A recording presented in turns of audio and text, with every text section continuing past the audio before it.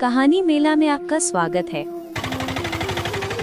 सूरजपुर नाम के गांव में राजेश नाम का एक आदमी चिली पटेटो का ठेला लगाता था। राजेश कुछ समय पहले तक शहर के एक होटल में काम किया करता था, लेकिन जब शहर में उसकी नौकरी चली गई तो वो गांव लौट आया और उसने अपना राजेश के स्पेशल हनी चिली पटेटो का ठेला खोल लिया। हर रोज की तरह राजेश ठेला लगाता और आवाज लगाता, आइए आइए, राजेश के स्पेशल हनी चिली पटेटो खाइए, गर्मा गर्म कुरकुरे और मीठे तीखे।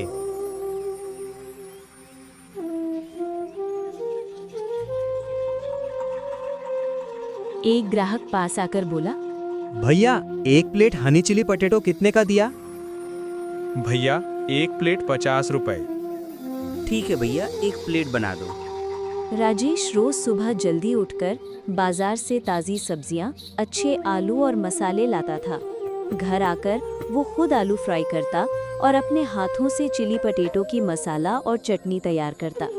इसीलिए उसके बनाए चिली पटेटो का स्वाद पूरे गांव में मशहूर था। लोग कहते, राजेश भाई, आपके चिली पटेटो तो बहुत ही स्वादिष्ट होते हैं, ऐसा क्या डालते हो? राजेश मुस्कुराकर कहता, भैया अपने हाथों से मसाला और चटनी तैयार करता हूँ, ताज़ा सब्जियाँ डालता हूँ। जब चीज़ें शुद्ध होंगी तो स्वादिष्ट तो बनेंगी ही। धीरे धीरे राजेश के चिली पोटैटो की इतनी धूम मच गई कि उसके ठेला लगाते ही भीड़ लग जाती। शाम होते होते सारा माल बिक जाता। लेकिन उसी गांव में एक और औरत थी, कमला, जो भी चिली पोटैटो बेचती थी। कमला का तरीका अलग था। वो सस्ते आलू, बाजार की घटिया चटनी और बासी सब्जियां इस्तेमाल करती थी, पर मीठी बातों से ग्राहकों को फंसा लेती थी। दीदी, आप तो 40 में प्लेट देती हैं, राजेश तो 50 लेता है। कहीं आपका चिली पटेटो खराब तो नहीं? अरे नहीं भैया, हम तो सबसे अच्छे मसालों से बनाते हैं। वो राजेश तो लालची है, इसलिए ज्यादा लेता है। मैं गरीबों का ध्यान रखती हूँ, इसलिए सस्ता देती हूँ। ग्राहक ये सुनकर खुश हो जाता और वहीं से खा लेता।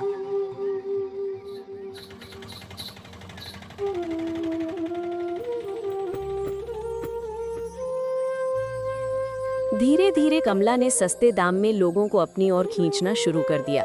उधर राजेश के ठेले पर भीड़ घटने लगी। राजेश का एक ही मकसद था, अपनी बीमार बेटी टिंकू का इलाज करवाना। उसकी पत्नी सीमा रोज कहती, आज की कमाई बहुत अच्छी है जी, पर कहीं आप कुछ गलत तो नहीं कर रहे? ईमानदारी से कमा रहे हैं ना? अरे नहीं सीमा, मेहनत और ईमानदारी की कमाई है। लोगों को अच्छा हनी चिली पटेटो खिलाकर कमा रहा हूँ। फिर तो सब ठीक है। भगवान चाहे तो हमारी टिंकू जल्द ठीक हो जाएगी। लेकिन किस्मत को कुछ और मंजूर था। कुछ ही हफ्तों में टिंकू की तबीयत बहुत बिगड़ गई। डॉक्टर ने बताया कि उसे कैंसर है। राजेश टूट गया। सारा पैसा इलाज में खर्च होने लगा।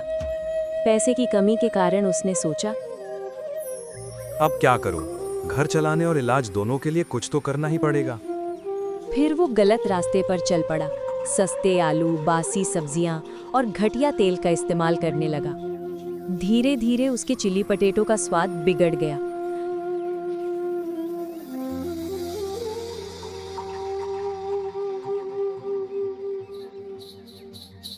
राजेश भाई, अब आपके चिली पटेटो में पहले जैसा स्वाद नहीं रहा। कमला के ठेले का तो स्वाद आपसे अच्छा है। राजेश जितना समझाता, लोग उतना ही दूर होते गए। अब भीड़ कमला के ठेले पर लगती थी और राजेश के ठेले पर सन्नाटा रहता था। कर्ज बढ़ता गया। टिंकू का इलाज भी मुश्किल में पड़ गया। एक दिन सीमा ने रोते हुए पूछा,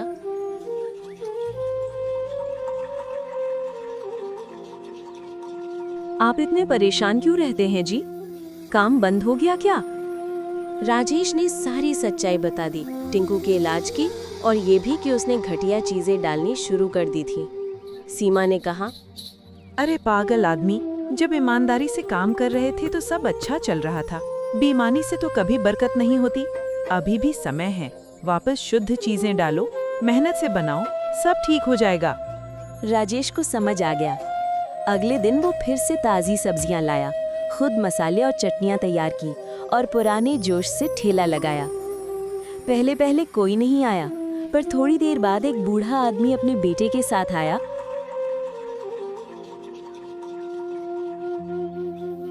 बेटा, एक प्लेट चिली पटेटो देना, मेरे बच्चे को बहुत पसंद है। फिर वो हंसकर बोला, अरे बेटा, एक मेरे लिए भी बना गे। धीरे धीरे वहां लोग जमा होने लगे। सबने चखा और कहा, वाह राजेश भैया, अब आया पहले जैसा स्वाद, मजा आ गया। फिर से राजेश के ठेले पर भीड़ लगने लगी। कमला के ठेले पर अब कोई नहीं जाता था, क्योंकि उसका चिली पटैटो सस्ता तो था, पर स्वाद और शुद्धता नहीं थी। आखिरकार कमला ने ठेला लगाना ही छोड़ दिया और राजेश फिर से सूरजपुर का सबसे मशहूर चिली पटैटो वाला बन गया। ईमानदारी, मेहनत और स्वाद की जीत हुई। तो भाई बहन, चैनल को झट से सब्सक्राइब कर दो, क्योंकि मैं हर हफ्ते 2 धमाकेदार वीडियो लाता हूं, जिनमें होता है मजा, सीख और दिल छू जाने वाली बातें।